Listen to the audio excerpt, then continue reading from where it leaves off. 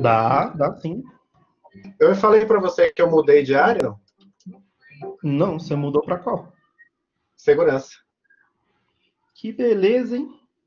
Pois é. E Aí eu escolhi agora um trampo como AD e DBA, ó que beleza. não é? Que legal. Pois é, eu estava trabalhando lá como DBA, aí fui ajudar o pessoal lá da área de governança. Aí, enquanto estava na governança, o colega lá da segurança estava só ele e Deus. Aí eu falei, cara, vem aqui me ajudar. Pronto, fiquei lá. Era para ser 2 meses, acho que vou ficar por lá agora. Vai Agora ficar uns tem 2 anos, ele e né? 2 deuses. Hum? É o que? Não eu ouvi. Tem ele e 2 deuses agora. Ah, Putz, tem que escutar as coisas dessa no dia do feriado ainda. não é? Mas feriado para você, né, Thales? Rapaz, o órgão que tem Edilberto no controle de segurança da informação, não há hacker no Tá mundo que feio. consiga. Opa, não bota Mas se nessa ele conta tivesse ainda no não. STJ, não ia ter esse problema, não, Wilson. Eu tenho ainda, hein? É. Agora, um negócio interessante que eu trouxe foi que eu vi como é que eles fizeram a parte de assinatura do ataque. Então, eu consegui pegar os vídeos da assinatura do ataque, como é que eles fizeram em C, como é que eles modificaram o arquivo, como é que eles fizeram o payload, depois como é que eles Que conseguiram massa. a brecha de segurança no VMware. É bem Agora, bacana. agora, eles só conseguiram isso por conta da VPN em casa, não foi, Edilberto? Não, não. A vulnerabilidade já estava instalada lá. O cara colocou. Calma aí, calma aí, calma aí. Vamos abrir esse negócio aqui para a gente já começar essa discussão que nem começou ainda, mas já começou boa. Calma aí. Ué, Então, já que já está gravando, então, pessoal, boa tarde. Boa Agradecer a tarde. presença de todo mundo. Mais uma vez, e a disponibilidade tanto do Edilberto quanto do Wilson. O Wilson podia estar dormindo nesse horário, Edilberto trabalhando, né? cuida Tanto que o Wilson teve que farmando. gastar dinheiro de novo com o cenário aí atrás, para dizer que tá bonito, né, na foto. Então, agradecer mais uma vez. E a proposta de hoje é exatamente bater papo sobre essa dinâmica, né, do que aconteceu aí não só no STJ, mas que acabou trazendo aí coisas para outros órgãos aí, para as outras entidades, em outros âmbitos, né? Que nesse caso aí, por exemplo, eu sou estadual ou distrital, né? Melhor dizendo, e o Wilson mais o Edilberto são do federal aí, mas a gente acabou sofrendo, mesmo não sofrendo, da mesma forma, não da mesma forma, mas as mesmas sanções aí para corrigir os problemas. Então a ideia de hoje é exatamente a gente bater um papo sobre isso, né? E qual que foi o interessante? Já começando a nossa bagunça aí, foi um negócio que teoricamente foi tempestivo, foi do nada, né? E que pegou todo mundo de surpresa. Isso é que eu achei legal, é que a gente acabou todo mundo nesse momento de pandemia estava preocupado com os acessos remotos, com VPNs, com home offices da vida, ou teletrabalho, né? E só que nesse momento o primeiro ataque que a gente sofreu foi exatamente com a questão de infraestrutura, que teoricamente deveria ser a coisa mais legal do mundo, a coisa mais organizada do mundo, porque aumentou-se o número, né? Eu trago, por exemplo, a questão do próprio GDF.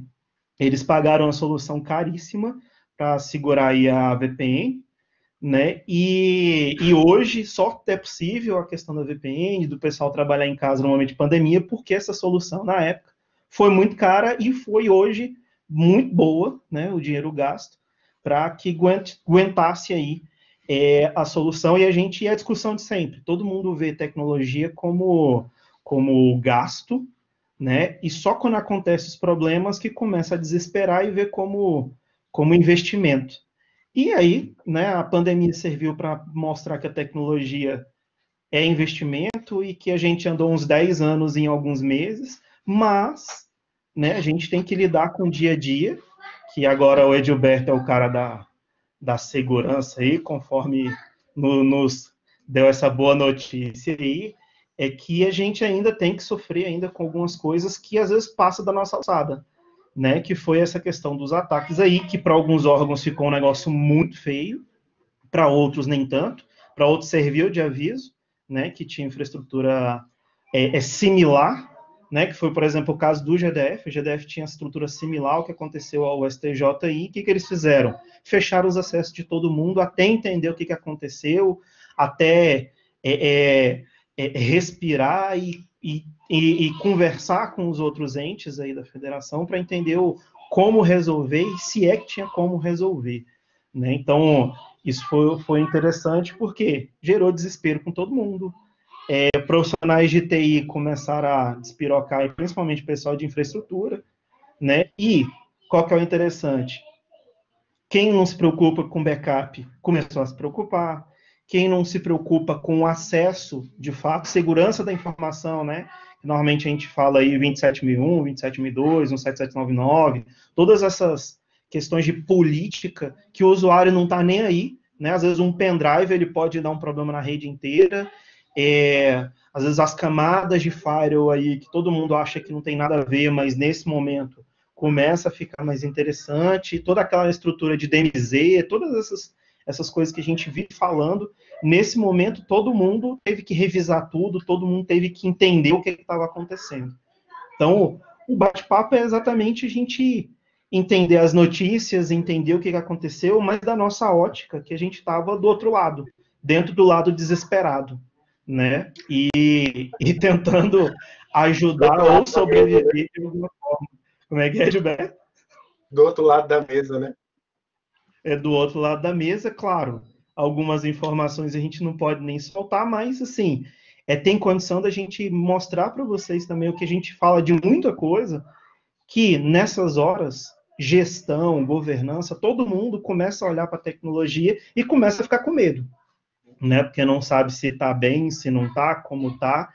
E aí também tem as questões das sanções aí, se é possível imputar alguém, se não é, se a culpa é de um prestador de serviço, se a culpa é de um servidor público, se a culpa é de um gestor. Então, basicamente a gente gerar essas discussões aí, né? Então, vamos E olhando a começar a metade do copo brincadeira. cheio, né? Completando isso aí que o Thales falou, Pode olhando a falar. metade do copo cheio, tá ouvindo? Tô vendo, Agora sim. pode falar. Olhando a metade do copo cheio, as justificativas que antes a gente tinha que se redobrar para colocar as justificativas, depois dos ataques, na verdade, elas começaram a vir de outra forma, né? O que vocês precisam de dinheiro para implementar tal coisa? Quais são as necessidades que a gente precisa elencar para que não fiquemos igual o órgão X, né? Nesse exato momento que estava aqui falando com vocês, estava conversando agora com a minha chefia, nós vamos abrir agora 4 editais na área de segurança, sendo um de gestão, né, de serviços de segurança, o MSS, outro de LGPD, outro de salas, né, de cofres de senha, outro para GRC, que é a parte de gestão de continuidade. Então, por conta desses ataques, né, olhando a metade do copo cheio, coisas que a gente estava para serem realizadas, né, já tinha quase ano, e não saía porque são soluções caras, né?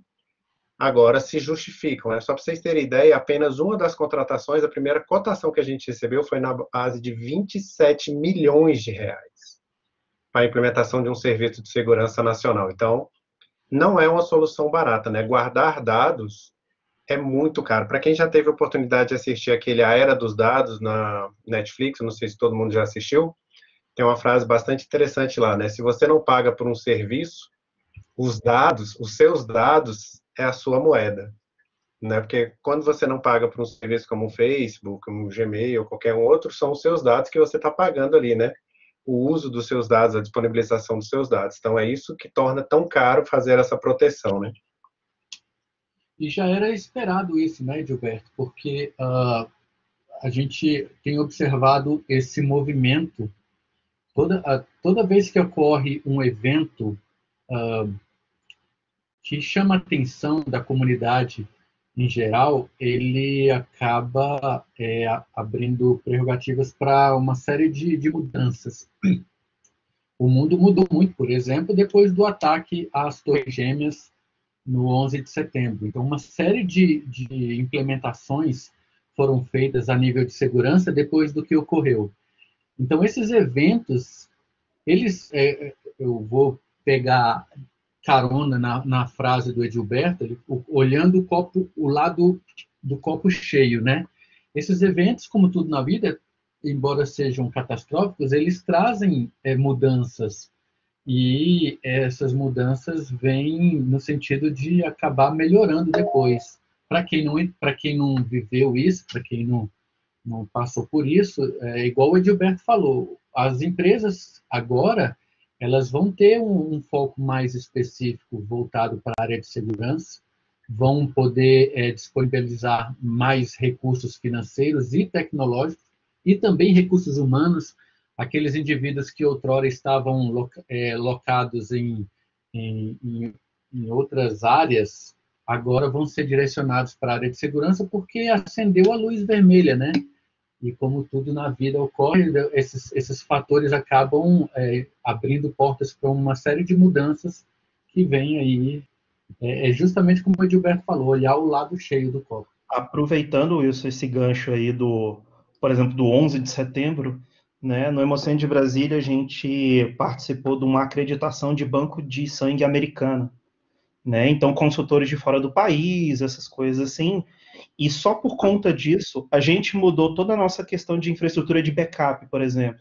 A gente tem backup em 2 prédios diferentes, a gente tem backup offline e tem backup no data center do governo. Só por conta disso, por quê? Porque era um requisito mínimo, um pré-requisito, né, dentro das situações lá da acreditação, porque americana. Então, trazendo esse gancho do 11 de setembro aí, isso mudou até a forma da nossa gestão de pensar em infraestrutura, porque para os Estados Unidos isso faz todo sentido, né? E, por exemplo, agora com essa questão do ataque, e aí? E se eu perdi algum dado? Como é que funciona o backup? O backup está seguro? Não está? Chegou no backup? Não chegou?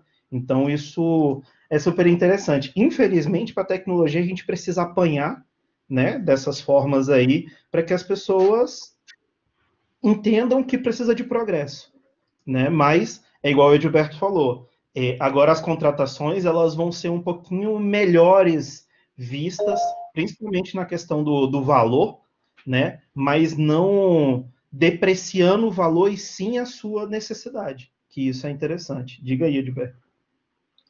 Pois é, eu trouxe aqui alguns dados acerca vamos colocar assinatura, alguns dados específicos e alguns conceitos básicos, que como a gente tem aqui, pelo menos o que eu vejo, né, dos alunos que estão presentes aqui, são na sua maioria da área de TI, né, para não dizer 100% das pessoas que eu conheço, né, dos que eu reconheço o nome aqui, eu resolvi trazer algo mais profundo, né, algo mais detalhado, não simplesmente dizer o que é um ransomware, dizer como é que o ataque foi feito, ou qual a sua prevenção, mas como a gente teve acesso, né, a algumas informações que foram colocadas públicas, né, de como é que o ataque se deu, inclusive com a parte de validação dessa assinatura, eu trouxe aqui alguns slides para a gente tecer esses comentários, e aí o Wilson, o Thaleson, fiquem à vontade para ir fazendo os complementos aí, se vocês quiserem eu posso ir guiando aqui. Perfeito. Podemos? Manda ver. Bom, então, a primeira coisa que eu gostaria de ressaltar são algumas ressalvas, né? Como fiz essa apresentação aqui para um público mais específico, né, que era um público exatamente da área de segurança, algumas coisas aqui têm que ser colocadas com algumas ressalvas, né? A gente não teve acesso à base de dados, nem ao payload do ataque do STJ, né? Isso ficou restrito às forças de segurança, né? Inclusive a PF e o Gabinete de Segurança Institucional. Então, essas informações elas se tornaram sigilosas, né? Então, a gente não teve acesso. Então, tudo aquilo que eu vou mostrar aqui para vocês, elas são considerações e informações que se tornaram públicas. E para demonstrar como é que foi o ataque, né, exatamente desse ransomware, né, que cada ransomware ele tem uma forma de ataque, né, uma forma de payload, uma forma de fazer o loader. Foi realizado, na verdade, sobre um outro ataque, né, que é do mesmo ransomware. Então, a gente acredita que a mesma forma que foi atacado no SJ é a forma que eu vou mostrar aqui para vocês, tá? Mas é só para fazer essas ressalvas aqui. E é importante quando a gente fala nesse assunto, por isso que eu falei que como a gente está na área de TI, é importante que os alunos que inclusive estão se formando agora tenham a noção que a tecnologia, como vocês bem sabem, ela é muito, assim, ela atualiza de uma maneira muito rápida.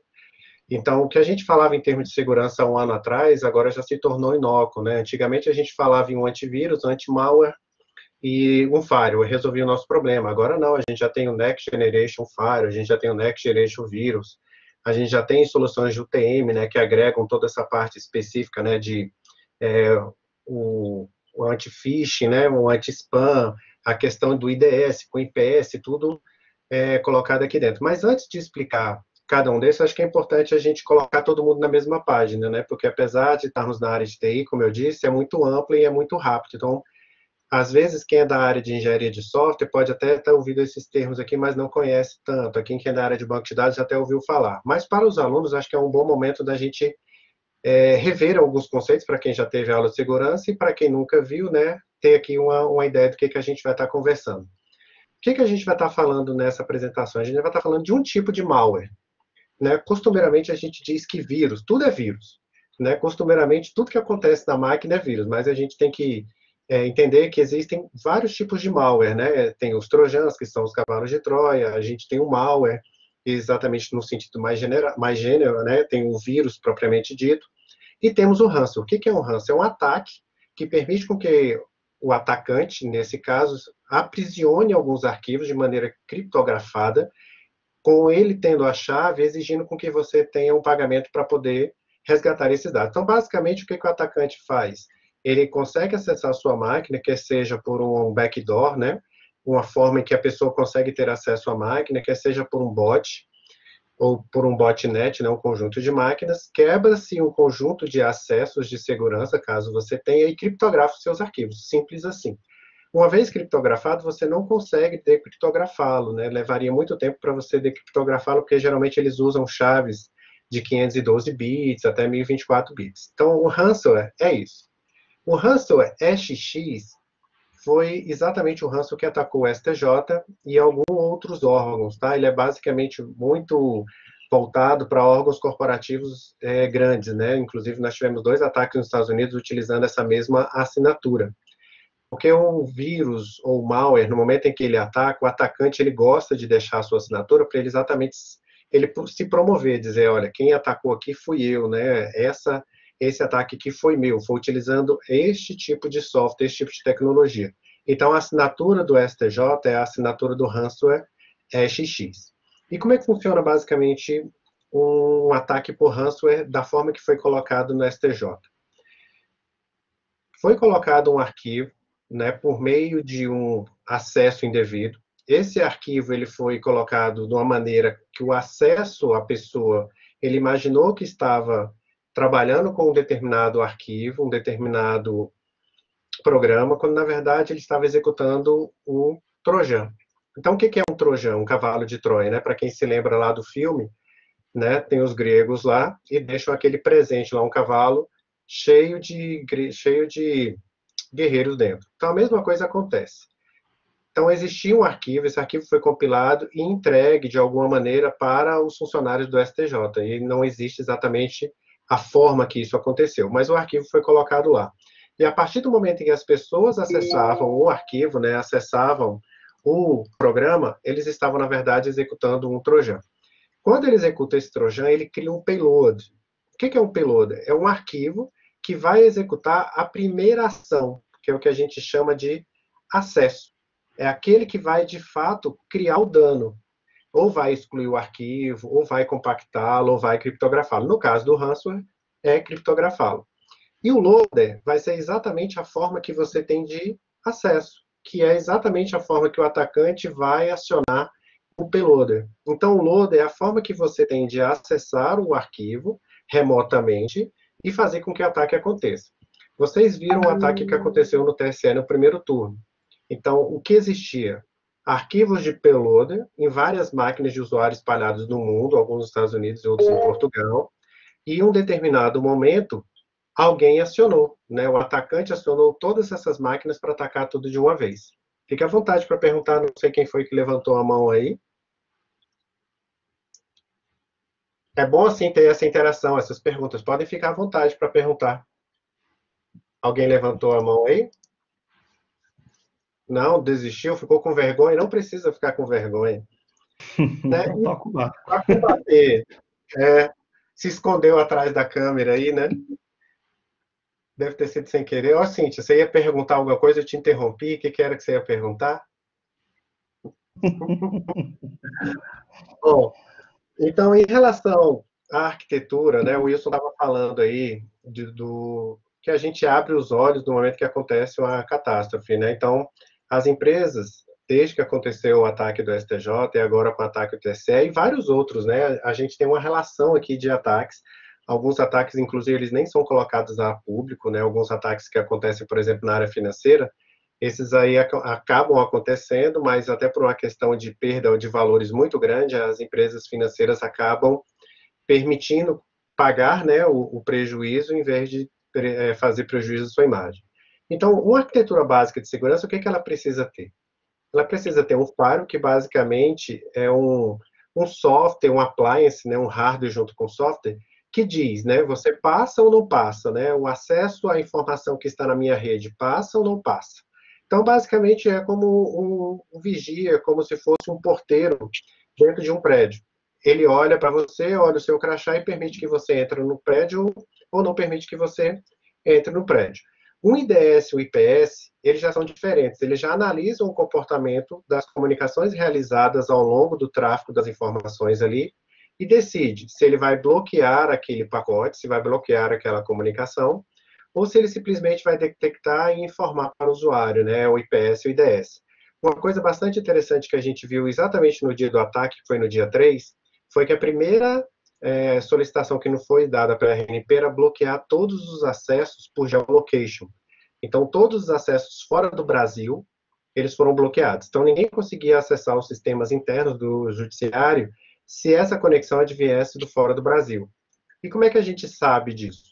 Porque cada IP externo no mundo, ele é geolocalizável, né? Então, tem IPs que são específicos do Brasil, IPs que são específicos dos Estados Unidos e assim por diante. É por isso que a gente consegue saber se um pacote veio de Israel, se um pacote veio da Hungria, se veio da Rússia e assim por diante. Então, o IPS ele tem essa capacidade, inclusive, de maneira até por inteligência artificial, avaliar se determinado comportamento advindo de um determinado IP não está causando dano e ele mesmo bloqueia. O Trojan eu já falei, né?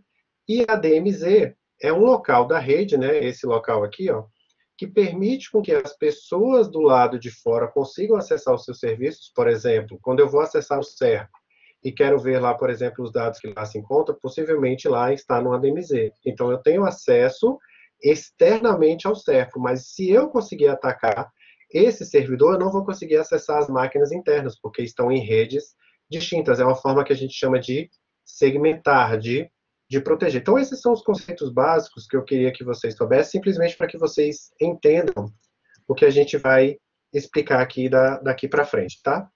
Então, como é que funciona um ataque de ransomware, né, em sua natureza mais genérica?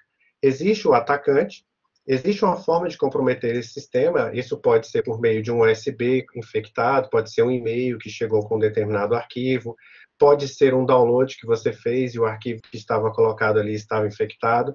Ele, às vezes, não é detectado por um anti-malware, às vezes não é detectado por um antivírus, inclusive esse do ataque do STJ, ele não era detectável, ele foi ser detectável depois das atualizações dos patches. Depois que esse arquivo é colocado lá dentro, aí se espera um momento do ataque, né? Um momento propício para que você consiga invadir quando você acha uma vulnerabilidade, por exemplo, de admin, uma vulnerabilidade de permissão de escrita, uma vulnerabilidade que permita você acessar uma área de memória protegida do sistema operacional, e aí daí em que eu recebo esse comando, né? Esse comando veio, como eu falei para vocês, né, a partir do loader, ele vai e acessa o payloader com os arquivos colocados lá dentro. No final, eu vou colocar para vocês o link de onde vocês podem assistir o vídeo, para quem eles que tiverem interesse, são 4 vídeos, em que é dissecado o ataque, mostrando, inclusive, fazendo uma engenharia reversa. Pegou-se o código binário, fez uma engenharia reversa, ou seja, a partir do código binário, transformou-se isso em assembler, né, uma linguagem que permite a gente, um ano, pelo menos, ali entender o que está fazendo, e fazendo o que a gente chama em linguagem de programação, indo step by step, né, fazendo a compilação, olhando o que vai acontecendo em cada linha. Interessantíssimo depois vocês acessarem. Em resumo, nos 4 vídeos vocês vão encontrar isso aqui. Então, o ataque, que foi ao STJ, que até onde a gente sabe, ele veio a partir desse Vetted Loader. Ele é uma forma de malware, ele é um ataque especificamente de ransomware, e ele é muito famoso, como eu já falei, porque ele foi utilizado em vários ataques, não somente esse do STJ. Então, o que ele faz? Ele cria um arquivo config.dat exatamente aqui. Então, depois, no vídeo, vocês vão ver ele fazendo esse acesso. Como é que foi feito o ataque? Pegou-se o código-fonte do Notepad++, não sei se vocês conhecem, mas é um editor de texto bastante utilizado para quem trabalha na área de programação. Né? Ele permite você trabalhar com uma série de plugins que permite você programar em Java, PHP, enfim. Muito bom, por sinal, e o código dele é livre. Então, o que os atacantes fizeram? Baixaram o código-fonte do Notepad++ e colocaram lá dentro uma funçãozinha pequenininha que criava esse arquivo aqui, config.dat. Então, ele criava esse arquivo config.dat no momento em que você mandava procurar algum string, né? Você dava o Ctrl F, e ao procurar um string, o usuário, ao trabalhar no Notepad++, imagine se vocês lá, com o arquivo infectado, vocês abrem o Notepad++, manda procurar um string. No momento que você manda procurar um string, ele de fato vai procurar string, e ao momento que ele vai fazer isso, ele vai criando em memória e depois no arquivo, localizando esse config.dat aí, criando esse arquivo. E à medida que você vai usando o Notepad++, e aí está a engenhosidade do ataque, né? A mente do mal para esse caso aqui é fantástica. O que eles fazem? Em memória, eles conseguem criar um binário em memória utilizando assembler. Então, à medida que eu tenho o config.dat compilado, binariamente compilado, eu vou pegar aqueles dados e vou mudando os mnemônicos de maneira com que eu crie um binário para o ataque. Então, o que ele faz? Inicialmente, ele cria esse arquivo, depois ele vai carregando nesse arquivo config.dat aqui o que eu quero atacar, então ele vasculha quais são os arquivos, ele verifica onde é que estão determinados arquivos, as vulnerabilidades, que no caso eram no VMware, então ele vai diretamente aonde estão os arquivos do VMware, né, olhando por processo, é a nível de SO. Ele olha, por exemplo, abre, né, as especificidades dentro da memória, dentro da kernel 32, ele abre a DLL, ele abre dentro da DLL 3 funções que permite você acessar o que está sendo executado na máquina. Para quem conhece um pouco aí de Linux, é como se você desse PS-AUX, em que você verifica quais são os processos que estão em memória. No Windows você tem algo similar. Você consegue saber o que está sendo executado, né? O que é que ele chama de painel de controle, que a gente consegue derrubar um aplicativo? Pois é, ele consegue fazer isso sem abrir um novo processo. Ele consegue fazer isso tudo utilizando a thread, o processo do Notepad++. E ele vai criando em memória esse arquivo. No momento que ele termina esse arquivo, de criar esse arquivo, ele já sabe aonde é que está o diretório do VMware, qual é o servidor do VMware, qual é o arquivo que ele tem que criptografar. Quando ele termina toda essa varredura, vamos colocar assim, que ele já tem todo mapeado o ambiente, né, porque o ataque de ransomware ele tem que ser específico. Então, imagine, se eu vou atacar a máquina do Wilson, o Wilson deixa os arquivos lá no D2 pontos. O Thaleson, por exemplo, ele já deixa no E2 pontos. O Thaleson já coloca um diretório a mais, separando, por exemplo, lá o que é da faculdade e o que é do órgão distrital onde ele trabalha. O Wilson já coloca tudo junto. Então, quando eu vou fazer o ataque, eu tenho que saber exatamente onde está cada pasta. É por isso que o ransomware, ele é muito específico. Então, é por isso que ele faz toda essa varredura aqui, sabendo aonde eu avaliar, o que eu tenho que atacar. E depois, o que ele faz? Ele executa o binário, que é exatamente a criptografia. E aí tem algo muito interessante que eu descobri depois do ataque. Eu não sei se vocês sabem. Mas imagine você criptografar um arquivo de 1 tera, que não é difícil você encontrar arquivos de 1 tera num backup, né? Arquivos, sei lá, de 250 gigas. Imagine o tempo que você levaria para criptografar isso. Levaria muito tempo e a máquina seria muito utilizada, o que levantaria um alerta do pessoal da área de rede, né? Porque aquela máquina de madrugada, sem ninguém trabalhar, com a thread muito alto, então o que os atacantes fazem? Eles abrem os arquivos e criptografam somente a parte inicial, só o cabeçalho. Criptografando esse cabeçalho, você não consegue ter acesso ao restante do arquivo. Então, para fazer um arquivo ser inutilizado, vamos colocar assim, né, ser inservível, basta você criptografar uma parte dele. E geralmente a gente criptografa quem? O cabeçalho, que é onde diz qual é o arquivo, qual é o tipo, qual é o tamanho dele. Então, a criptografia, para ela ser rápida e para o ataque ser muito bom, ele tem que se esgueirar, né? Então, ele vai se esgueirando, verificando quais são os arquivos, depois ele criptografa um a um, ele abre, são 5 ataques por segundo, então ele criptografa 5 arquivos a cada segundo. Mas ele não criptografa qualquer arquivo, ele vai criptografando os arquivos que ele havia mensurado lá atrás. Tá, então esse aqui, ó, é a forma exatamente como eles conseguiram fazer esse ataque. Inclusive, aqui tem algumas coisas bem interessantes para quem é da área de SEO, que é a abertura de bibliotecas, questão de estrutura. A gente, quando ministra aula de estrutura de dados, alunos perguntam, por que a gente está estudando pilha? Por que a gente está estudando filo, FIFO, essas coisas? Por conta disso aqui. Tudo aqui que está sendo colocado é questão matricial, é questão de estrutura de dados, é programação de baixo nível. A gente está falando aqui de programação em C++, né, que é o Notepad++, mas a programação de criptografia dos dados é feita em Assembler. Inclusive, a engenharia reversa foi feita toda em Assembly, mostrando exatamente como é que se faz e como executa cada um deles. E aí vem a pergunta, né, tá, eu já sei como é que eu fui atacado, né, foi interessante, eu vi ali, agora como é que eu me protejo, né, como é que eu faço a minha proteção? Aí, aqui no Gartner, né, que é uma consultoria internacional, eles colocaram aí 5 fases, e a primeira foi, inclusive, a que o Thaleson colocou, né, no órgão onde eu trabalho, já tem 2, 3 anos que foi estipulado uma regra de backup também, até por conta de uma consultoria também, não era uma consultoria internacional, mas era uma consultoria colocada também, por conta também do 2011, né, das fatídicas Torres Gêmeas, em que um backup estava na outra torre. Então, o que a gente faz lá? A gente faz o backup, esse backup ele fica offline na estrutura organizacional da empresa e depois ele é replicado para um outro prédio. Na replicação para outro prédio, ele é gravado em fita, né, que aí ele vai permanecer o tempo que é necessário pela legislação, né, 6 meses, 1 ano, se forem dados pessoais até 35 anos, enfim, você tem lá um serviço de arquivologia dizendo isso aí. Então, mas não adianta você ter simplesmente um backup. Esse backup ele precisa passar constantemente por uma validação. Então, todo mês são abertos 5 testes de backup, no mínimo, né, para todos os bancos de dados. Então, é feito um roteiro de teste todo mês. Então, sem tirar nem pôr, todo dia primeiro é aberto uma rotina de testes de 5 bancos aleatórios. Então, são abertos aleatoriamente 5 backups, e as datas também são as mais heterogêneas possíveis. Então, assim, é restaurar o backup de 6 meses do banco X, restaurar o backup de 3 dias atrás do banco Y.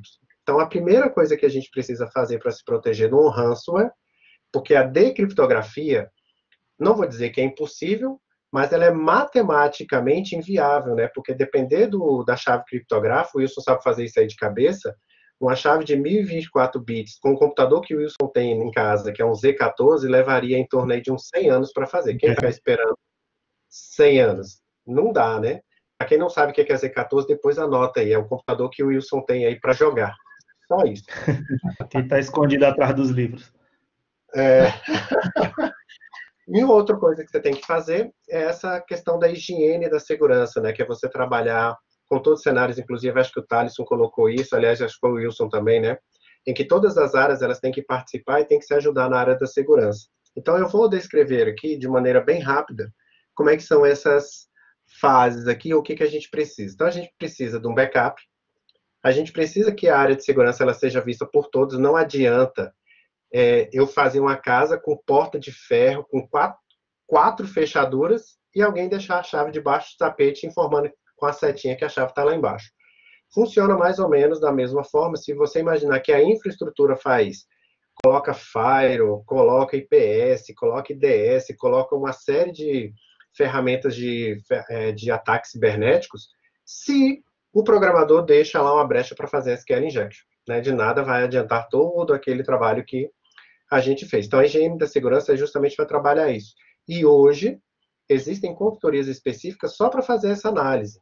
Né? Por conta da LGPD, né, que entrou em vigor agora nesse ano, existem consultorias que é só para você chegar na sua empresa, só entre aspas, e levam aí 6 meses até 1 ano, dependendo do tamanho do porte da empresa, para dizer o que você precisa fazer. Uma outra coisa que precisa ser implementada é todo esse conjunto de endpoint. Né? O que é um endpoint? É a sua barreira, é o muro da sua casa, é como se fosse num castelo, aquele fosso, aquela rampa, é tudo que você tem para proteger dos invasores, tá? De maneira com que você não consiga atacar. Depois você precisa de um que a gente chama de resposta, né, que é o EDR, que nada adianta eu ter sistema de alarmes, de ter um software que varre defeitos de software, se você não tem pessoas para operar e se você não tem resposta daquilo que está acontecendo. Né? Daí vem o CIEM, que é uma forma de você aglutinar vários logs. Imagine uma empresa que tenha 300 servidores, servidores que eu digo máquinas, com 500 sistemas. Imagine o Serpro, que deve ter aí, sei lá, nem 900 sistemas, 500 servidores. Como é que você... Não é humanamente possível a gente analisar esses logs, né? Para quem já teve a oportunidade de ver um log no Apache, é algo que vai varrendo assim a cada segundo milhares de linhas. Não tem como a gente analisar aquilo. Então, existe uma forma inteligente de fazer isso. Uma forma inteligente de fazer isso é por meio do EDR, né? Que é uma forma inteligente de você analisar esses logs. E aí vem junto com o NOC, vem junto com essa avaliação de rede. Lembra aquilo que eu falei do ataque? O atacante no STJ, ele foi muito inteligente no sentido de não abrir tantas threads na máquina, de maneira com que a máquina chegasse a 60%, 50% de uso. Existe uma linha de código dentro do ransomware que é verifica a quantidade de processadores, divide por 2, verifica quantas threads, multiplica por 8. Então, ele pega a quantidade de threads numa máquina, por exemplo, 64 núcleos. Ele pega aqueles 64 núcleos, divide por 2 e vai trabalhar com 2 threads em cada processador.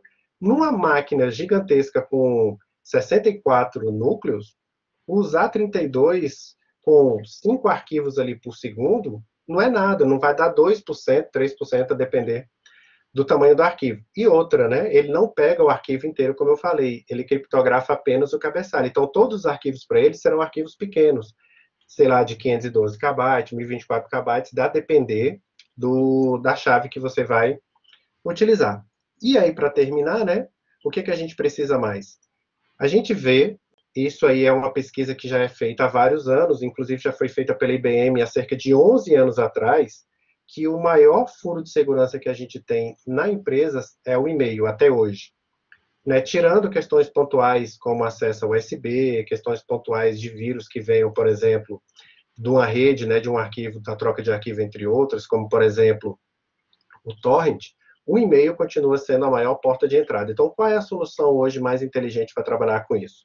Os web filters, né, o que a gente chama de SWG, que são gateways específicos, que são os SEG, que são gateways específicos como se fosse um Gmail, como se fosse um Yahoo, em que você direciona para esse grupo de servidores uma avaliação de anti-spam, a questão de anti-phishing, a questão de varredura de vírus, de anti-malware, antes de chegar para você. Então, ela é uma proteção adicional. Antes de chegar na sua rede, a gente faz essa varredura. A mesma coisa acontece com os gateways, né? Antes de você avaliar o seu proxy, avaliar o seu AD, avaliar as suas máquinas, você coloca isso para um SWG.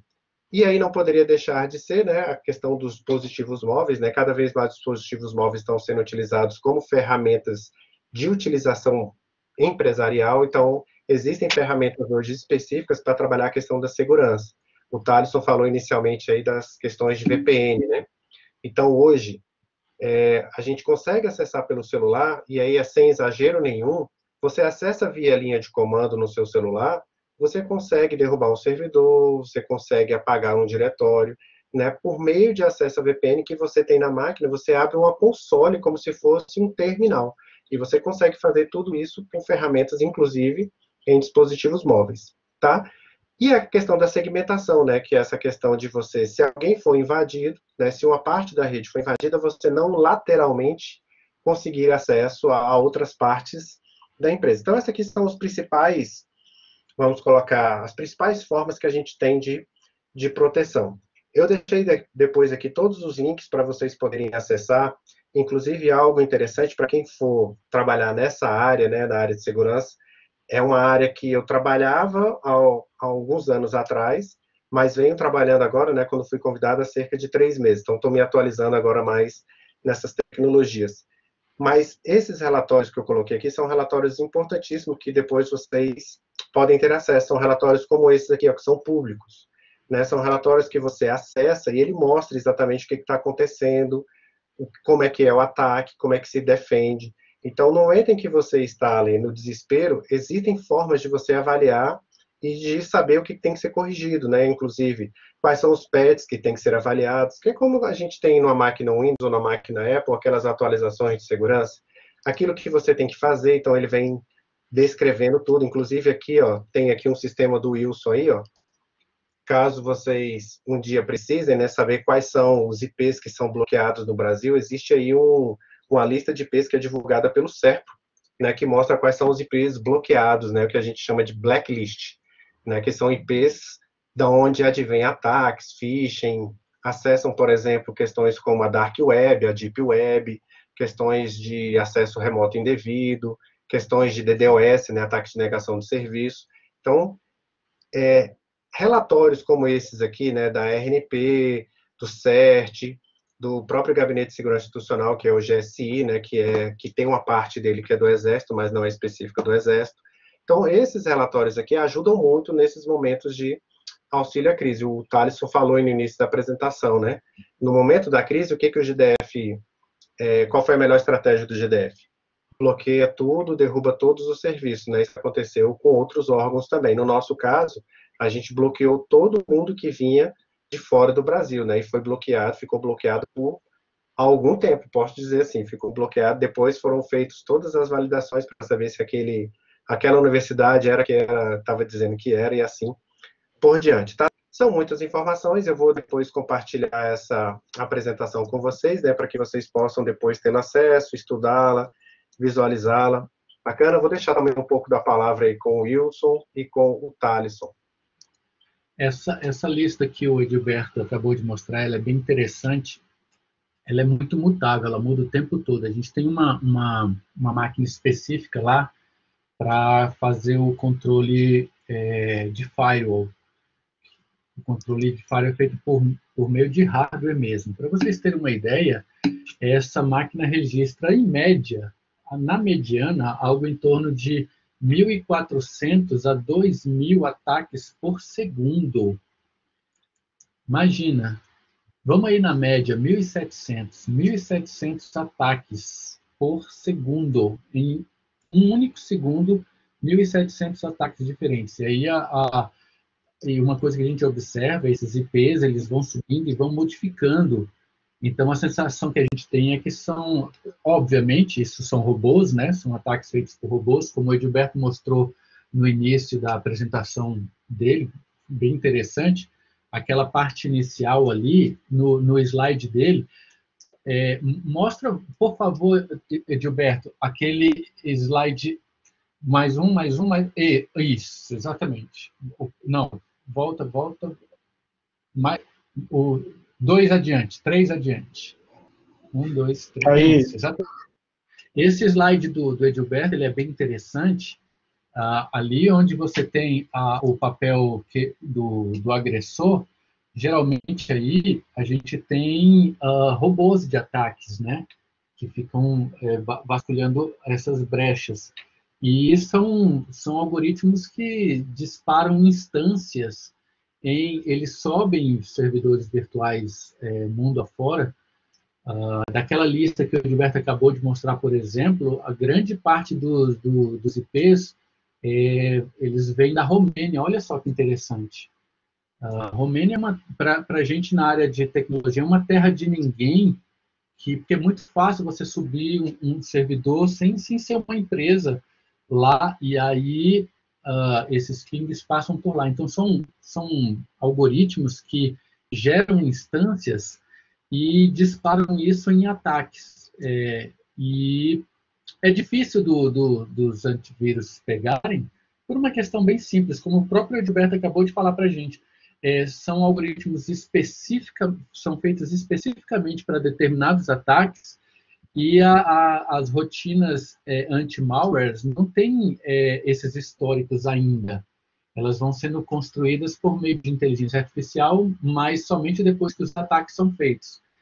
E aí fica bastante difícil da gente pegar, até porque, como o Edilberto explicou, ele utiliza aplicações que estão rodando na própria máquina que foram instaladas com uma senha de root. Então, por exemplo, quando ele sobe um processo disparado pelo Notepad, isso vai passar transparente pelos softwares de antivírus, porque, ora, o Notepad é um processo que está habilitado no Windows. Então, eu libero. Então, fica difícil da gente rastrear por conta disso. Por isso que eu sempre digo, eu sempre comento isso com os meus alunos, com as minhas turmas, se você seguir 3 regrinhas básicas, igual essas que o Edilberto colocou para a gente, são só 3 regrinhas básicas. A primeira delas é jamais utilizar software pirata. Jamais. Porque mesmo um software que você conheça, o Windows, não é possível que o Windows vai ter.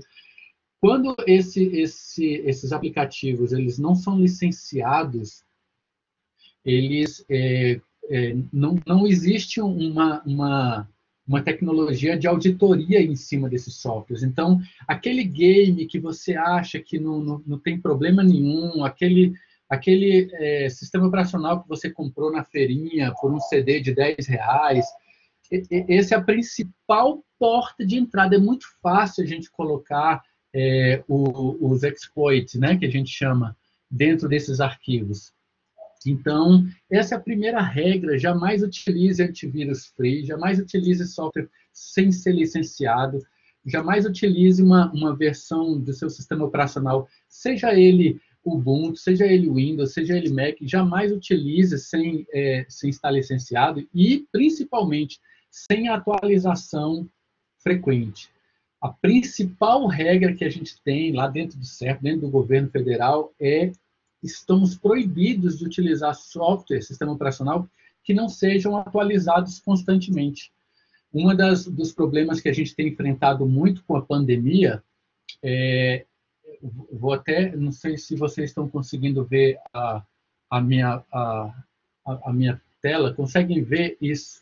Conseguem ver essa imagenzinha aqui? Conseguem, não? Estão vendo a tela do professor Gilberto? Isso que vocês estão vendo aqui na minha mão, é um grande problema hoje que a gente tem. Alguém faz ideia do que seja isso daqui? Que eu estou mostrando aqui, ó. Exatamente. É um token de VPN.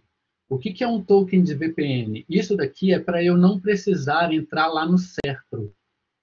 Por conta da questão da pandemia, muitas áreas críticas da segurança da informação, os analistas precisaram acessar os seus sistemas de casa.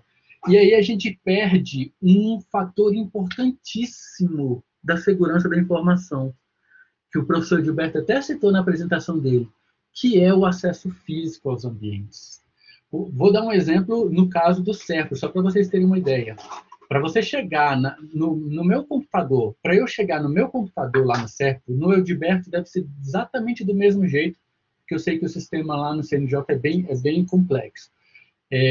Você tem que primeiro passar por uma portaria, ser autenticado. Depois, você passa por uma catraca que você informa o seu crachá, por FRID. Depois, para entrar no seu ambiente, você passa por uma autenticação biométrica, geralmente ou é digital ou é íris, para que você possa ter acesso à sua máquina física e aí sim você faz a autenticação por meio de login e senha. Então, são 4 níveis de acesso para você ter conexão com os sistemas que, com a pandemia, a gente acabou perdendo. Então, quando os profissionais de tecnologia, principalmente o pessoal da área de sistemas, de banco de dados e de segurança, precisam acessar os seus sistemas de casa, a gente tem um problema muito sério, porque eu perco 3 desses níveis de segurança aí, ó. Então, uma das coisas que o professor Gilberto falou bem no início da apresentação dele, não sei se vocês se lembram, foi colocar esse arquivo lá dentro. Uma informação que a gente tem de fontes de dentro do próprio STJ apontam de situações em que esse acesso ele pode ter surgido por meio de uma dessas VPN na casa de alguém, que aí você perde esse nível essa camada extra de segurança, né, que é o controle de nível de acesso. Então, isso é muito sério. Então, as 3 regrinhas básicas: jamais utilize software pirata de qualquer natureza. Crack, nem pensar. Aqueles programas que vocês usam para gerar chaves de outros programas, esses algoritmos são geralmente construídos pelos próprios fabricantes e eles gostam de embutir uma série de payloads lá dentro e exploits dentro desses programas de crack. Então, jamais utilize software pirata, software não licenciado ou crackers para quebrar a chave de software. Essa é a primeira regra. A segunda, ter um bom antivírus pago, de preferência, e um bom programa de firewall na sua máquina. O professor Gilberto até comentou na apresentação dele, o firewall ele tem uma vantagem que ele não apenas bloqueia a entrada, mas ele bloqueia também a saída da sua máquina. Então, se eu construir um programinha de computador, mandar para você dentro de um e-mail, e, de repente, ele implantar um software dentro da sua máquina para me mandar arquivos, uma das coisas que a gente que eles gostam muito de fazer é tirar print da tela do usuário, para ver o que a pessoa está fazendo, capturar a entrada do teclado. Na hora da saída desses dados da sua máquina, o seu firewall vai reclamar, ele vai falar assim, olha, tem um aplicativo aqui que está mandando um pacote para fora, para esse endereço. É você mesmo? Você permite? Na primeira vez que aparecer essa mensagem para você, você vai achar estranho. E aí você vai lá e bloqueia, e aí analisa esse pacote que está saindo. Então, antivírus e firewall. E a terceira regra de ouro é mantenha o seu sistema operacional atualizado. Sempre. Por quê? E reinicialize a sua máquina com uma certa frequência. Quando você reinicializa o seu sistema operacional, uma série de scripts de segurança são executados. Então, eu conheço algumas pessoas que deixam a máquina ligada por 2, 3 meses. Isso é uma regra que a gente também não deve, é uma conduta que a gente não deve adotar. Por exemplo, lá no Serpro, mesmo que eu deixe o meu computador ligado, depois de 3 dias, o próprio sistema faz um boot nele. Por quê? Porque quando o sistema operacional carrega, isso serve para o Ubuntu, a partir da versão 8, serve para os softwares do Mac a partir da versão 12, isso serve para os softwares do Windows a partir da versão XP. Ele roda uma série de scripts de segurança e uma das coisas que eles fazem é verificar as suas portas, verificar se elas estão devidamente rastreadas e controladas. Então, as 3 regras de ouro. Jamais utilize software pirata, nem crackers. Jamais utilize um sistema operacional que não seja legalizado e mantenha ele atualizado. E a terceira, tenha um bom software de antivírus e um aplicativo de firewall. Se você seguir essas 3 regrinhas simples, que qualquer pessoa, qualquer um de nós que está aqui nessa lista consegue seguir, essas 3 regrinhas simples, você já vai conseguir ter um nível de proteção adequado. E dessa forma, evita que você tenha problemas como esses que o professor Gilberto acabou de mostrar para a gente. Professor Alisson, Alisson, diga aí. Isso é interessante, a gente trazendo um exemplo bem prático do que o Wilson colocou e corroborando com o que o Edilberto falou de firewall, dessa questão de ataques. A gente teve um caso na nossa rede há alguns anos, porque a gente tem máquinas não só nossas, como de prestadores de serviço. Então, a gente tem muito equipamento de terceiros, que fazem exames, que geram resultados, essas coisas assim. E quem gerencia os equipamentos, normalmente, é uma máquina de terceiro. E aí, há alguns anos, a gente, teoricamente, não se preocupava muito com essa questão das entradas e saídas. Por quê? Porque, teoricamente, a máquina estava ali só para fazer aquela transição de informações. Um belo dia, uma dessas máquinas começou a gerar um tráfego imenso na rede de madrugada. E aí a gente tem alguns mecanismos, né? A gente usa Zabbix, Nagios e outros bichos aí, e começou a disparar alerta para todo mundo que, tipo, como assim, o tráfego tá no nível hard de madrugada. E aí isso é tão interessante que aí a gente começou a analisar o que estava acontecendo. Basicamente, as máquinas não estavam atualizadas, os fabricantes, os prestadores de serviço não estavam atualizando as máquinas, não estavam atualizando o antivírus, não estavam atualizando nada. Aí o que a gente fez? Beleza, então já que elas estão dentro da nossa rede, a gente criou uma VLAN específica para a galera, para segmentá-la totalmente da rede, e ela não gera tráfego externo. Então, nenhuma dessas máquinas gera tráfego, então ela não sai para a internet. E qualquer acesso à nossa rede, ele é segmentado de qualquer coisa. Então, se você entrar na nossa rede, você não tem nem tráfego de internet, só rede local, exatamente para segurar a onda. Por quê? Porque a gente começou a ver que virou uma máquina zumbi de um prestador de serviço, que a gente nem sabia o que estava acontecendo. Por quê? Porque a gente ainda teve problemas com as áreas que nem avisaram que tinha máquina, que tinha coisa perdida. Aí isso gerou todo um movimento dentro da instituição para falar, olha, galera, não é assim que funciona, porque está gerando uma vulnerabilidade na rede, né? Então, a questão do firewall aí, ela ajudou a gente para caramba, e mais os mecanismos de antivírus e outras coisas desse tipo, para monitorar e para se proteger também. Hoje, a gente já segura a onda de qualquer equipamento e a gente já deixa bem claro que ninguém tem acesso de fora, para não ter nem conversa, para evitar exatamente isso. Né? Porque a gente também teve problemas no governo há alguns anos, com a própria atualização do Windows, que deixaram de fazer, e aí todo mundo mais um ransomware da vida aí, arrumou a vulnerabilidade de segurança no Windows por falta de atualização e começou a bichar os Windows tudo. A gente não teve esse problema, por quê? Porque a gente já tem alguns mecanismos de forçarem as máquinas a se atualizar, independente do usuário dizer que não quer ou coisas do tipo, né? Se bem que agora do 10 para frente não tem muito querer, né? A gente consegue criar GPO que força muito para o usuário nem falar assim, não quero, ele só vai falar, daqui a tantos minutos vai atualizar. Então, isso acaba sendo interessante porque, cara, manter atualizado é um negócio muito bom.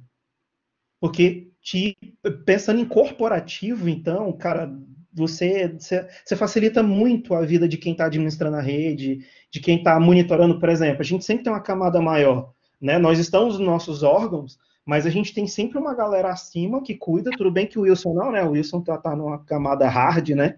Assim que, né? A gente é meio orelha ainda, mas facilita para quem está administrando a rede. E, inclusive, se acontecer um ataque como aconteceu, da onde veio, por que veio, aonde é que está o buraco, né? Porque isso gera ofício para o governo inteiro. Olha, galera, está acontecendo isso, vocês têm que fazer isso, isso, isso e isso.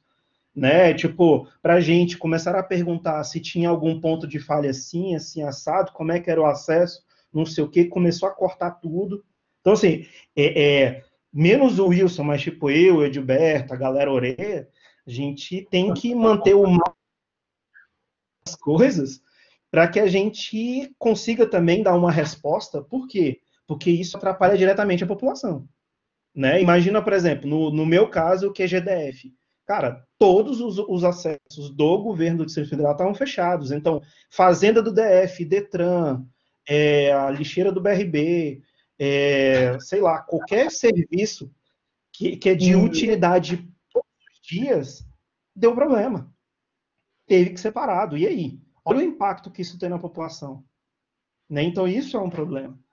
Então, talvez no CNJ aí, o Edilberto ficou mais tranquilo, o Wilson nem se preocupou, né? Que o Wilson é o cara, né? Então, mas para a gente deu um impacto muito bom em relação a serviços externos mesmo. Isso que o professor Thaleson falou é muito interessante, quando ele aponta que os sistemas vão sendo fechados.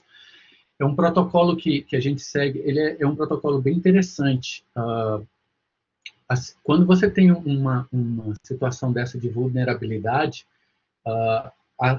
igual o Edilberto falou no começo, o CNJ fechou só para fora, IPs para fora do país.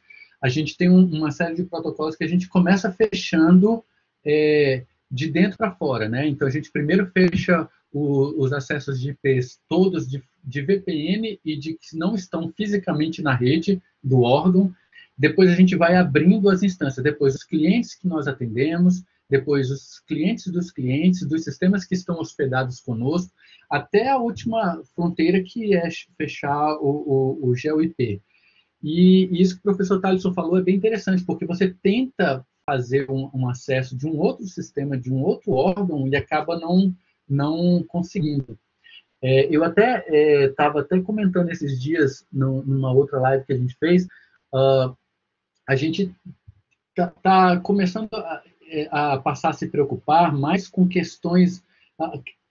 A pandemia está sendo para a gente um treinamento, porque a pandemia, por exemplo, quando você está diante de uma situação pandêmica, basta você se isolar em casa e não ter contato com outras pessoas, ou se precisar ter, usa a máscara, você acaba se protegendo desse tipo de vírus.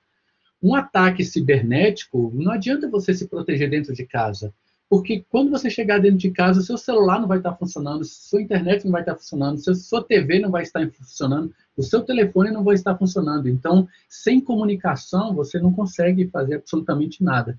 Então, um exemplo bem prático a gente pôde ver recentemente no Amapá, onde tivemos um problema com um gerador que pegou fogo numa subestação de fornecimento de energia elétrica, e eles ficaram quase 30 dias num apagão total.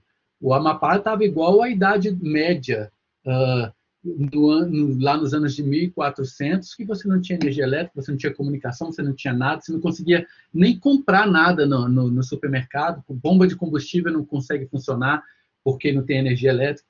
Então, e como a gente caminha para a interligação dos sistemas em todos os sentidos, sistemas educacionais conversando com sistemas de saúde, conversando com sistemas de segurança pública, conversando com sistemas de comunicação de dados, as próximas pandemias que nós vamos ter, elas vão ser muito mais graves, porque elas vão utilizar não vírus biológico, mas vão utilizar esse tipo de vírus que o professor Gilberto acabou de mostrar nos Hansard, e que vão deixar não só a economia de joelhos, mas todas as nações. Então, é muito sério isso.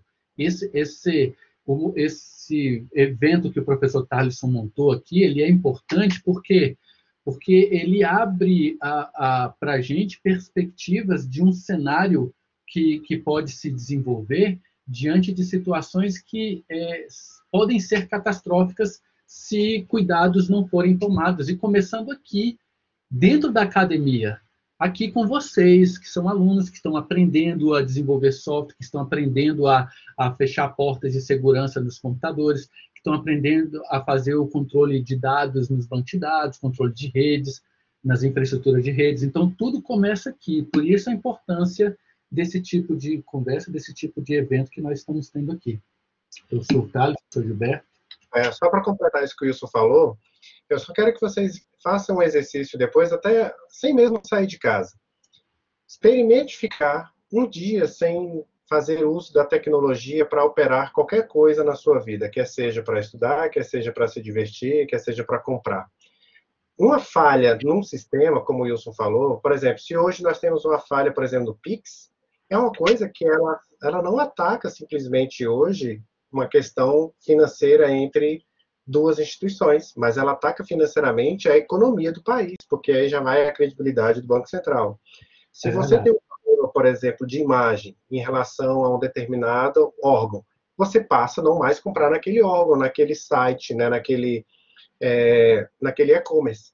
Então, a questão da vulnerabilidade da informação, ela passa não somente por uma questão de dinheiro, que envolve muito dinheiro, mas também por uma questão de imagem e a questão de acessos, né? Depois, repetindo, se vocês tiverem a oportunidade, acessem a Era dos Dados, né? Assistam a Era dos Dados. Vocês vão ver lá o quanto é que os nossos dados eles são vulneráveis e o quanto de dados a gente tem aí sem saber, inclusive de informações que, por meio de inteligência artificial, hoje as pessoas conseguem colocar uma personificação da sua foto no e-mail enviado, imaginando que fosse você. E é difícil até comprovar que não foi você, porque é o seu e-mail, é um e-mail criado, entre aspas, por você com a sua foto. Então a pessoa acredita, né, que é o que os ataques estão sendo feitos agora no Telegram e no WhatsApp. A pessoa cria um perfil exatamente com a sua foto ou de algum familiar, manda uma mensagem direta e você acredita fielmente que é aquela pessoa, porque quando você retorna a ligação, é como se tivesse um proxy que você chega exatamente naquela pessoa, né, criando um mascaramento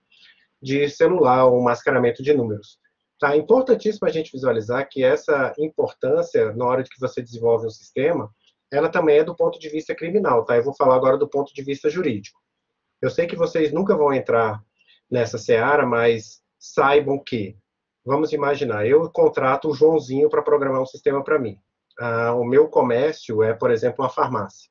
e eu faturo lá, sei lá, 100 mil reais dia. E eu falo para o Joãozinho, olha, Joãozinho, eu quero que a cada 10% de venda aqui você não registre no banco de dados, né? Isso aí vai para um caixa 2. E aí o prejuízo lá no final do mês, arredondando, vai ser aí na casa de 3 milhões, 10%, 300 mil. Esses 300 mil a ser cobrado, se a Polícia Federal ou a polícia pegar, responde solidariamente o dono do estabelecimento e quem programou, e quem desenvolveu. Ainda que você diga que contratualmente eu ia executar aquilo que foi realizado, o requisito funcional colocado era esse, não interessa. Se você sabe que era algo ilegal, você responde solidariamente. O que isso quer dizer? 300 mil reais vai ser cobrado de mim e 300 mil reais será cobrado de você. Não é porque eu não vou conseguir pagar que você vai pagar. Não existe isso, tá? Isso, para a esfera pública, vai para a contratação, para desenvolvimento, por uma questão de você ter feito de maneira displicente, vou fazer aqui utilizando um framework qualquer, aí você vai lá e programa de qualquer jeito, aí vem um SQL injection, você vai ser responsabilizado por aquilo lá. Tá? Agora, eu queria, só para finalizar aquilo, eu falei tanto da exemplificação de como é que as coisas acontecem, e pelo menos assim, eu tenho a sensação que a gente sempre fica falando assim, Trojan, criação de um determinado aplicativo que ataca, mas a visualização de como é que essas coisas acontecem, para mim, eu acho que é bem interessante. Então, eu vou mostrar aqui só o congelamento da tela. Eu coloquei para vocês esses links para vocês poderem acessar os vídeos depois. Tá? Os vídeos são longos, né? Tem vídeo de 21 minutos, vídeo de 30 minutos, não cabe aqui nessa apresentação a gente detalhá-los, mas depois vocês assistam com calma, é bastante interessante. Olha só isso aqui, ó. Isso aqui é o código-fonte. Deixa eu ver aqui. Esse aqui é o código-fonte do Notepad++, puro, do jeito que você baixa lá. Se você colocar aí, código-fonte Notepad++, versão 6.5. Você vai baixar lá o código em C++. Isso aí, o Wilson come isso aí no café da manhã, quando ele está tomando café, isso aí é para ele aí, é o café da manhã dele. Olha aqui do lado direito, a modificação que foi realizada. Aqui, esse aqui, ó, é o Trojan. A gente fala de Trojan, que é aquela coisa magnífica, maravilhosa, mas esse aqui, ó, essas duas linhas de código aqui, eu crio esse arquivo, que é esse config.dat, que inclusive é uma das assinaturas que a gente tem no ataque, né, aqui, ó, o config.dat, né, que inclusive é uma coisa que a gente procura na nossa matriz aqui, ó, no IPS, tá vendo aqui, ó, uma das coisas que a gente busca para resolver esse ataque é encontrar esse arquivo aqui, ó, neste local. Então, o que ele faz aqui? O que o backdoor faz? Cadê? Agora, deixa eu me achar aqui. Cadê-lo? O que esse backdoor faz? Ele cria esse arquivo. E lá no terceiro vídeo, né, são 4 vídeos, aí ele vai mostrar exatamente como é que ele preenche. E é esse vídeo aqui que eu acho mais interessante, que é esse aqui. O Wilson vai ficar rindo para as paredes quando assistir, se é que já não assistiu. Que no Serpro, para quem não sabe, né, a gente programa em Assembly, para quem vai trabalhar com mainframe. Então, eu tive esse prazer de aprender lá no Serpro. Não sei se o Wilson já trabalhou com isso. Isso aqui é Assembler puro. Esse Assembly aqui permite você codificar, tá vendo aqui embaixo? Ó? Ele codifica cada 2 bytes por vez o código a ser realizado. Então, por exemplo, eu quero procurar onde está o C2 pontos, né, o C contra barra kernel. Então, ele procura lá o C, depois ele faz um loop, procura 2 pontos, depois ele procura o contrabarra, mas sempre por código ESC. Ó. Ele vai procurando aqui, ó, e vai fazendo esses códigos, fazendo essas chamadas, e vai criando naquele config.dat o payload. Olha só que engenharia interessante. Ó. Eu tenho um arquivo que é o Notepad++. Não vai ser pego pelo anti-malware porque não conhecia a assinatura, não conhecia aquele config.dat. Quando eu executo o config, quando eu executo o Notepad++, ele cria, dentro do config.dat, um arquivo binário, só que é um config.dat, só que dentro dele tem um binário. Então, eu vou colocando aquilo que eu quero atacar ali dentro. Aonde eu vou atacar, onde eu vou criptografar. Depois que eu termino, isso pode levar 1 dia, 2, 1 mês. Eu posso deixar isso aqui hibernando por anos, porque ele não vai ser visto, não vai ter impacto no processo. Quando eu termino, em que o atacante vai dizer, olha, agora é hora da gente atacar. Está no primeiro turno da eleição, está no segundo turno, é momento de abrir aqui, por exemplo, um novo sistema. É nesse momento que eu vou lá e executo. Notem a engenhosidade. Alguém baixa um arquivo, eu consigo colocar esse arquivo dentro dos servidores do STJ. Depois que os usuários usam esse arquivo, ele cria um outro arquivo, que é binário, mas para o sistema operacional ele é apenas um config.dat. Com o privilégio e a vulnerabilidade do VMware, eu executo esse binário para escrever, para derrubar um servidor e para criptografar os arquivos. Então, são várias frentes que, quando juntas, elas são ataque, mas em separados, não dá nada. Parece aqueles filmes que a gente assiste de espionagem, em que um conhece uma parte da senha, aqueles livros do Dan Brown, né? Um conhece uma parte da senha, o outro conhece outra parte. Separados não dizem coisa alguma, mas quando se junta, aí está o ataque. Esse aqui é o mais didático que eu encontrei. Tem outros aqui que realmente eles vão muito a nível de 0 e 1 mesmo, de fato. Mas esse aqui é bem interessante. Então, depois, não deixem de assistir. É bastante interessante isso aqui. Para mim, é uma das maiores contribuições em relação a esse assunto aqui, é vocês verem, de fato, como é que essas coisas acontecem.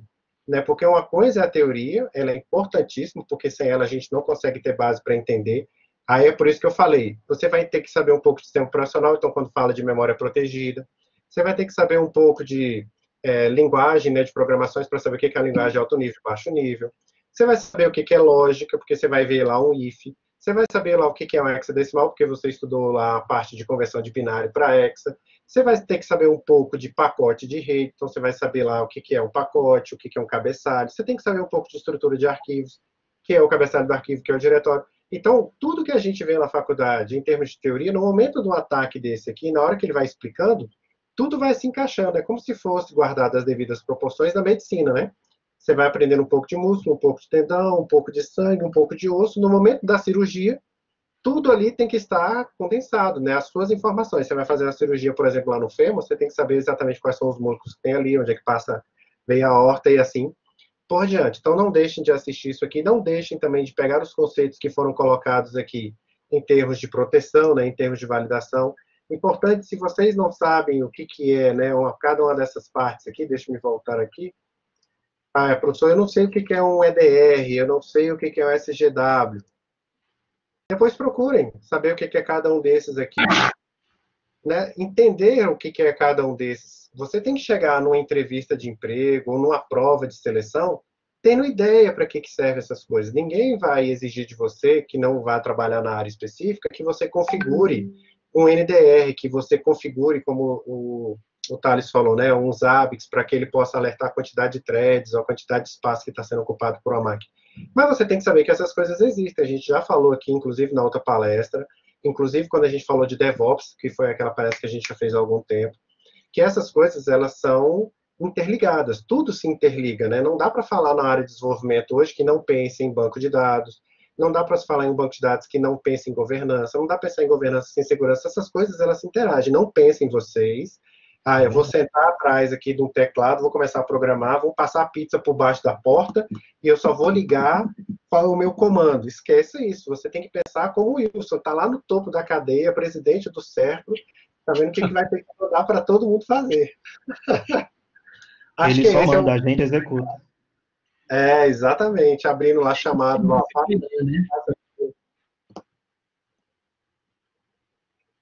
Thaleson? Então, pessoal, já que a gente se propôs a fazer uma hora de discussão, acho que foi bastante produtivo, bastante esclarecedor aí para todo mundo, e para que todo mundo se libere ainda o final do dia, lembrando que amanhã ainda temos atividades. Wilson, faça as suas últimas considerações aí, por favor. Bom, primeiro, agradecer pelo convite de estar aqui com vocês essa noite, muito esclarecedor, com pessoas, mentes brilhantes, como é o caso do Thaleson, principalmente do Edilberto, que agora ele é chefe de segurança do Conselho Nacional de Justiça. Agora a gente está falando com o cara, né? Eu sou amigo do cara, sou amigo do Wilson. Eu também, exatamente. Então, obrigado pela presença. E a dica de ouro, amigos, são só 3 coisinhas simples. Eu vou fechar rapidinho com uma coisa que eu aprendi em 1994 com um professor meu chamado Héctor Molina. Ele era professor da cadeira de matemática computacional. Ele estava falando para a gente sobre segurança de dados, segurança da informação. Olha, o ano era 1994. Eu estava no segundo semestre da faculdade. Ele chamou a gente no final da sala para mostrar para a gente qual era o problema mais grave dos sistemas de informação. E foi uma coisa que eu nunca mais vou esquecer, inclusive eu aplico isso com os meus alunos em sala de aula, quando eu estou dando aula de disciplina de segurança da informação. Ele levou a gente para o final da sala e falou para a gente abrir uma cortina, que ali atrás estava o principal problema da área de tecnologia de segurança da informação. E quando eu cheguei, que eu abri a cortina, atrás dela tinha um espelho. Então, sempre o elo mais fraco da cadeia seremos nós, eu e vocês, pessoas, porque algoritmos computacionais, a gente escreve e eles são muito velozes, são muito poderosos, são muito potentes, eles fecham as portas realmente. Agora, é como o professor Gilberto falou, não adianta nada eu botar uma tranca de segurança com uma chave criptográfica de 2048 bits na minha porta de casa se eu botar a chave com uma setinha embaixo do tapete. Então, o elo mais fraco é sempre eu e vocês. Não tirem isso da cabeça. E se você seguir aquelas 3 regrinhas que eu passei, você jamais vai ter esse tipo de problema. Mantenha o seu sistema operacional atualizado, legalizado. Jamais use software pirata e mantenha um bom software de antivírus e de firewall na sua máquina. Pronto. É essa a regrinha de ouro. Lembrando sempre que atrás da cortina existe um espelho. Obrigado, meus amigos. Muito obrigado, Wilson. Edilberto? Eu também gostaria de agradecer essa oportunidade. A gente deveria até sugerir já para o Thaleson, né? A gente ter isso pelo menos uma vez por mês, essa forma lúdica de apresentar esses assuntos, porque às vezes em sala de aula a gente não consegue fazer essa apresentação da forma em que a gente faz aqui. É muito interessante, porque depois que a gente assiste isso aqui e ouve e recebe os feedbacks dos alunos, é bastante interessante a visão, o abrir dos olhos, né, que as pessoas têm. E aí, eu vou seguir aí as orientações do meu mestre Wilson, né, porque em 94 eu já estava terminando já o mestrado, já. Sacanagem. Em 94, rapaz, eu estava com 10 anos de idade, o Wilson já estava terminando a faculdade, olha só. Eu estava longe dos 10 ainda, mas beleza. 3 dicas para vocês, galera. Vocês querem entrar na área de infraestrutura, na área de governança, na área de programação, na área de banco de dados, só tem 3 dicas. Estudar, estudar e estudar. Não tem um dia nessa vida que a gente não tenha que estudar se você quiser ser um bom profissional. Quer seja na área de banco, quer seja em qualquer área. Você quer ser o diferente, quer se destacar, você tem que estudar. Pega aquela figura que tem várias bolinhas, né, prateadas. Você tem que ser aquela bolinha azul. Mais de 600 pessoas se formam todo semestre em Brasília na área de TI. Você tem que ser diferente, você tem que se diferenciar. E como é que você vai se diferenciar? Estudando, estudando e estudando. Então, essas são as minhas 3 dicas. Obrigado, viu, Thales, pela oportunidade. E o Wilson, sempre uma aula com o Wilson, né? Sempre. Gente, então eu gostaria de agradecer mais uma vez aí ao professor Wilson, ao professor Edilberto pela disponibilidade, pela possibilidade aí de compartilhar conhecimento, né, que vou parafrasear o Wilson, estamos com 2 mentes brilhantes aí, uma delas é o Wilson, que é o cara, né, não é, Edilberto? É Edilberto. O cara. A gente não pode nunca largar o Wilson aí, porque ele é o cara, e a gente tem os contatos no Serpro, né, da galera muito boa. E agradecer também vocês por estarem aí comprando a nossa proposta aí de fazer algo num dia teoricamente não acadêmico, né, um recesso acadêmico aí, e vocês quererem terem essa necessidade ou enxergarem coisas aí que possam ser úteis para vocês ainda num dia que vocês poderiam estar fazendo qualquer outra coisa na vida, né? E todos nós temos família, todos nós temos trabalho, e a gente está aqui exatamente para tentar fomentar um pouquinho melhor o profissional de vocês, né? E também mostrar um pouquinho do que a gente fala muitas vezes em sala de aula, faz sentido, e às vezes o que a gente acha que nunca vai usar, a gente vai usar. Por exemplo, os exemplos aí do Wilson em relação a software pirata, do Edilberto em relação à estrutura de dados, a, sei lá, lógica computacional, a matemática, sei lá. Então, assim, às vezes a gente nunca acha que vai utilizar, mas vai depender muito do segmento que a gente vai. E não importa se é desenvolvimento, se é infra, se é banco, se é governança, cara, a gente vai ter que entender de muita coisa. O profissional de TI é muito utilizado, é muito exigido do mercado, e a gente nunca vai saber de tudo. Esse é o problema. Então, a gente nunca vai parar de estudar. Infelizmente é assim, e fora que a gente ainda vai ter que entender o dos outros, né? Além do nosso. Então, essa iniciativa aqui foi mais uma para que a gente pudesse ter essa discussão, para que vocês pudessem ter mais visões da mesma coisa, né, complementar aquilo que vocês estão aprendendo em sala de aula, e também a gente começar a ter o hábito aí de ter esse tipo de discussão, esse tipo de evento, para que vocês possam também ter chance de perguntar, ou a gente criar um evento com base na necessidade que vocês acham que é interessante, ou que a gente está vendo no mercado, por exemplo, o tema de hoje. Então, mais uma vez, gostaria de agradecer a todo mundo pela disponibilidade e poder aí tá junto, ainda que no momento que a gente não precisava estar, né, de ver a cara do Wilson logo hoje, né? E aí o Wilson de novo teve que gastar dinheiro aí com cenário atrás, aí a gente promete que esse ano a gente... Do cara lá da banca. Beleza, pessoal? Então, mais uma vez, obrigado. Qualquer dúvida, mais uma vez, estamos aí. Mais para frente eu vou passar o link de tudo que a gente fez aí nesse segundo semestre, para caso alguém queira rever, queira pontuar alguma coisa, e a gente já planejar muitas coisas para os próximos semestres. Beleza? Muito obrigado. Bom resto de feriado para vocês. Bons estudos. E mais uma vez o Wilson Edilberto. Valeu. Falou. Abração.